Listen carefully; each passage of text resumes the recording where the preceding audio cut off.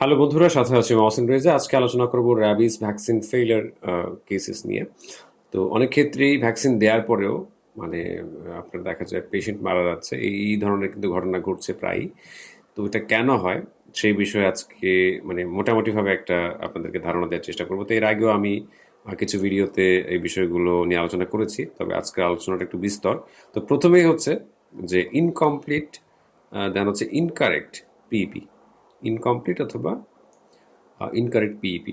মানে অনেক ক্ষেত্রে আমি এরকম দেখেছি যে আপনার পেশেন্ট প্রথম যেই 0 দিনের টিকাটা নিছে, দেন তৃতীয় দিনেরটা নেয়নি, সপ্তম দিনেরটাও নেয়নি, দেন হচ্ছে 14তম দিনেরটা দিছে, আবার দেখা যায় 28তম দিনেরটা দিছে। এরকম করলে হবে না। এরকম যদি একদম স্ক্যাডিউল আপনি ভেঙে ফেলেন, সেক্ষেত্রে আপনার কিন্তু এই টিকা কোনো কাজে দিবে না, অনেক ক্ষেত্রে কাজ মানে করবে না। তো সেই ক্ষেত্রে ইনকমপ্লিট ভ্যাকসিন যারা দিয়েছেন বা হচ্ছে ভ্যাকসিনটার কোর্স পুরা না করে হচ্ছে যারা এই যে আইডিতে অনেকে দেয় এই 0, দেন হচ্ছে তৃতীয়, এভাবে দিয়ে দুটো দিয়ে শেষ করে দিলে কিন্তু আসলে টিকার কার্যকারিতাটা ওরকম নাও থাকতে পারে। যদিও কামড় পূর্ববর্তী টিকা দুইটা দিলে হয়, বাট এই যে কামড় পরবর্তী টিকার ক্ষেত্রে আপনার দেখা যায় 0, 3, 7 অবশ্যই পূরণ করতে হবে। তো এই স্ক্যাডিউলের টিকা যদি আপনি ইচ্ছাকৃতভাবে বন্ধ করে দেন বা স্ক্যাডিউলটা যদি রং থাকে, সেই ক্ষেত্রেও কিন্তু আপনার টিকা ব্যর্থ হইতে পারে। তো এই হচ্ছে মানে দেখা যায় মানে কজ নাম্বার 1। কজ নাম্বার 2 হচ্ছে আপনার দেখা যায় ডিলেই ট্রিটমেন্ট। দেখা যায় অনেকেই মানে দেরি করে, টিকা গ্রহণে দেরি করে। দেন হচ্ছে এখানে লিখে রাখছি যে delaying vaccine and rig after exposure. তো যে ক্ষেত্রে হচ্ছে আপনার আঘাতটা গুরুতর হয়, এক্সপোজার যেটা সেটা দেখা যায় ক্যাটাগরি 3-তে যদি আসে, তো সেই ক্ষেত্রে আপনি যদি দ্রুত ভ্যাকসিন না নেন, মানে ক্যাটাগরি 3 হচ্ছে খুব বেশি পরিমাণে ক্ষত হয়ে যাওয়া, খুব গভীর হয়ে যাওয়া, বা হচ্ছে আপনার মুখ, মাথা, ঘাড়, গলা, ঠোঁট, হ্যাঁ, এইসব জায়গাতে হচ্ছে মানে এরকম গভীর ক্ষত, কারণ এই জায়গা থেকে তো হচ্ছে মানে ব্রেন কাছে, তো সেই ক্ষেত্রে কিন্তু দ্রুত আক্রান্ত হওয়ার চান্স থাকে। তো এই ডিলে ট্রিটমেন্ট যারা শুরু করছেন, মানে র্যাবিস ভ্যাকসিন আমি অনেক বলেছি যে র্যাবিস ভ্যাকসিন হচ্ছে যে মানে আসার পর আপনার যদি লক্ষণ চলে আসে, সেই ক্ষেত্রে কিন্তু আর কোনো কাজ করবে না। তো সেই ক্ষেত্রে আপনাকে মানে লক্ষণ আসার আগেই ট্রিটমেন্ট নিতে হবে। ভাগ্য ভালো হলে আপনি বেঁচে যেতে পারেন, এই হচ্ছে কথা। দেন নাম্বার 3-তে আছে inadequate or improper own management. তো যেই ক্ষেত্রে হচ্ছে যে আপনার আপনি টিকা আহ, দিচ্ছেন, মানে দেওয়ার জন্য আসছেন, বাট আপনি আপনার এই ক্ষতটা পরিষ্কার করেননি। যারা হচ্ছে এর আগে একবার টিকা দিছে, এই 3 মাসের মধ্যে হচ্ছে আপনার এরকম ঘটনা ঘটছে যে কামড় দিছে, আপনি করেননি। এটা নিয়ে কয়েকদিন আগে আমি একটা ভিডিও দিয়েছি, তো সেখানে বলেছিলাম যে সেক্ষেত্রে সমস্যা নেই। যারা হচ্ছে টিকা দিয়ে রাখছে তারা তো অলরেডি ইমিউনাইজড। তো যারা হচ্ছে প্রথমবার এরকম কামড় বা আচরের শিকার হয়েছেন, মানে ভালো পরিমাণে লালা লাগছে, আপনি পরিষ্কার করেননি, সেক্ষেত্রে কিন্তু আপনি টিকা দিয়েও আক্রান্ত হতে পারেন, কারণ এটা খুব দ্রুত আপনার দেখা যায় সিএনএসকে আক্রান্ত করতে পারে, মানে সেন্ট্রাল নার্ভাস সিস্টেমের দিকে দৌড়াতে পারে। দেন হচ্ছে আপনার মস্তিষ্ককে নিয়ন্ত্রণে নিয়ে নিতে পারলেই কিন্তু একদম কাজ শেষ, ঠিক আছে। দেন নাম্বার 4-এ হচ্ছে ইমপ্রপার রিগ ইউজ। এই যে আমরা কিছুদিন আগে ঢাকা মেডিকেলে একটা বাচ্চা দেখলাম যে তাকে হচ্ছে রিগ দেওয়া হয়নি, তার সম্ভবত মুখমণ্ডলের দিকে আপনার কামড় বা আঁচড়টা ছিল। তো তাকে রিগ দেওয়া হয়েছে হচ্ছে আপনার মাংসপেশিতে, কিন্তু রিগ দেওয়ার নিয়ম হচ্ছে যেই জায়গায় হচ্ছে এই মানে এক্সপোজারটা হবে সেই জায়গাতেও দিতে হবে, কিন্তু সেখানে দেওয়া হয়নি। তো এখানে এই বিষয়টাই কিন্তু আমি তুলে আনছি যে infiltration of rig into muscle instead of, মানে এই যেই ক্ষতটা হয় যেটা মাত্র বললাম, এই ক্ষতর মধ্যে দিতে হবে। যদি দেখা যায় মাংসেতে দিয়ে দেয়, ক্ষততে না দিয়ে, সেই ক্ষেত্রে কিন্তু এই টিকা ব্যর্থ হবে 100%। দেন নাম্বার 5-এ হচ্ছে ভ্যাকসিন কোয়ালিটি। যদি ভ্যাকসিন কোয়ালিটি হচ্ছে দুর্বল হয়, অনেক ক্ষেত্রে এরকমটা হতে দেখা যায় যে যারা হচ্ছে যে আপনার ভ্যাকসিন দিচ্ছেন তারা একটু খেয়াল করবেন যে যে ফার্মাসি থেকে আপনি দিচ্ছেন বা যে ডাক্তার আপনাকে সাজেস্ট করছে, যে ফার্মাসি থেকে আপনাকে দেওয়ার কথা বলছে, সেখানে যদি এটা এক্সপায়ার থাকে, হ্যাঁ, আপনি ভালো করে দেখে নেবেন বা নিজে কিনবেন। দেন হচ্ছে ল পটেন্সি যদি ভ্যাকসিনটা দেওয়া হয়, আইডির ক্ষেত্রে অবশ্যই এই সমস্যাটা খুব বেশি হয়, কারণ পটেন্সিটা খুব কম থাকে। তো কোনো কারণে যদি মিস করে, সেই ক্ষেত্রে মানে যতটুকু মানে পরিমাণ টিকাটা যাওয়ার কথা 0.1 বা হচ্ছে 10 ইউনিটের মধ্যে, সেটা কিন্তু যেতে পারে না, ঠিক আছে। দেন হচ্ছে ম্যানুফ্যাকচারিং ডিফেক্ট। এটা অবশ্য আমাদের পক্ষে, সাধারণ মানুষের পক্ষে আইডেন্টিফাই করা সম্ভব না। তো যাই হোক, এগুলো খুব কমই হয়, কারণ ইনসেপ্টা, দেন হচ্ছে আরও কিছু ভ্যাকসিন কোম্পানি যেগুলো হচ্ছে আছে, এগুলো খুব ভালোভাবে এই টিকা বানায়। তো তাদের যদি কোনো ম্যানুফ্যাকচারিং এরকম ডিফেক্ট থাকে, সেক্ষেত্রে আমাদের তো সেটা আমাদের মানে হাতে নেই এটা চেক করা।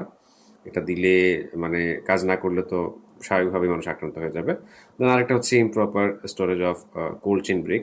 এটা নিয়ে দেখা যায় বেশি কথা হয়েছে গত 6-7 মাস। এটা নিয়েই দেখি যে বেশি আলোচনা হয়। আর এটা নিয়ে আমি বলেছিলাম যে এটা যদি প্রপার কোল্ড চেইন মেনটেন করা না হয়, মানে কোল্ড চেইন যদি ব্রেক হয়ে যায়, মানে এটাকে 2 থেকে 8 ডিগ্রি সেলসিয়াস সেন্টিগ্রেড তাপমাত্রা হচ্ছে করতে হবে। এর বাইরে এটা সর্বোচ্চ 1 ঘন্টা, তাও ডিরেক্ট সানলাইটে না, থাকতে পারে।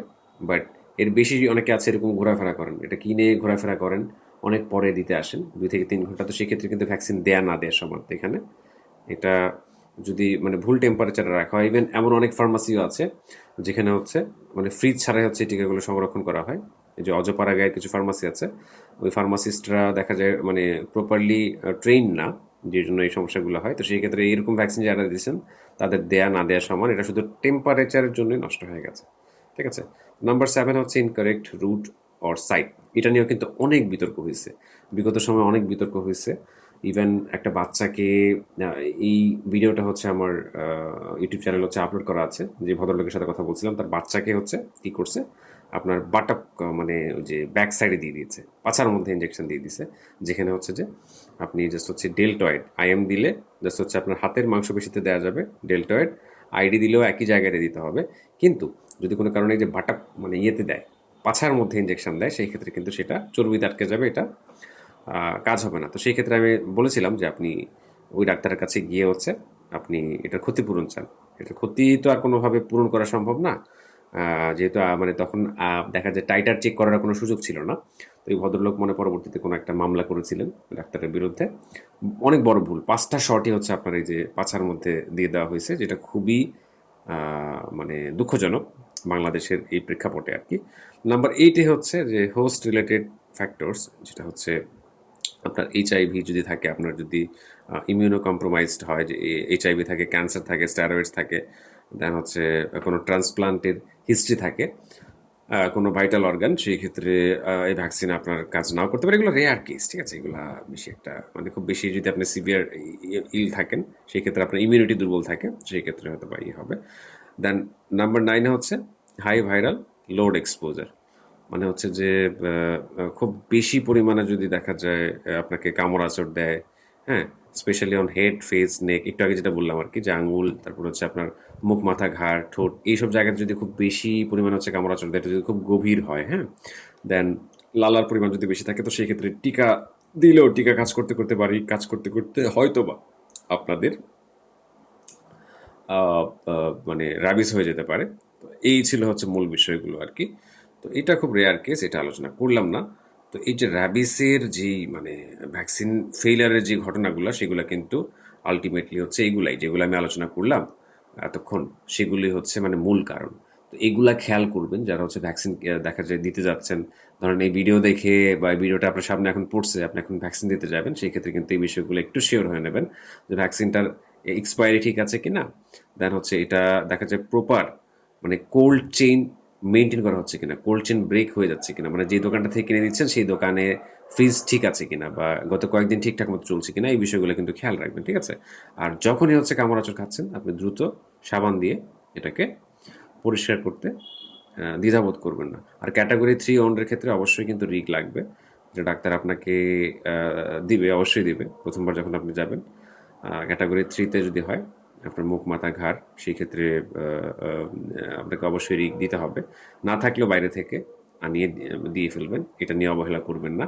দেন এই যে রুট যেন কখনোই হচ্ছে পাছায় না আসে, আপনি বাচ্চা হন বা হচ্ছে আপনি বয়স্ক হন, রুট যেন কখনোই এই যে ডেল্টয়েড ছাড়া মানে হাতের মাসল ছাড়া কোনো ইয়েতে না আসে, ঠিক আছে।